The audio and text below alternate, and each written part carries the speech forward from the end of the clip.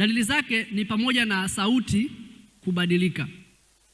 Na hizi dalili zinatokea saratani kishakuwa tayari imeshafika stage fulani hivi.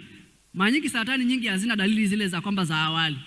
Na dalili zake ni kama hivyo, sauti inabadilika, inakuwa inakwaruza, na unaweza ukaanza kupungua uzito ghafla bila sababu yoyote ya msingi.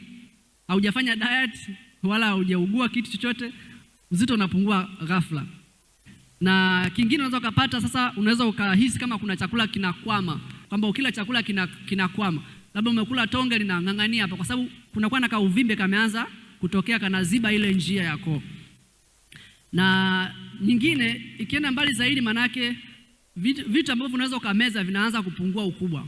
Mwanzo ulikuwa unaweza kumeza tonge la ugali, baadaye tonge la ugali inakuwa ni changamoto, inabidi umege katonge kadogo kama kamtoto.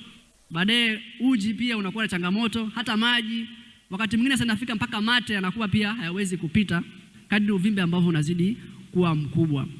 Na hivyo inaweza kaanza kupelekea maumivu ya koo, na hapo inakuwa hali imekuwa mbaya.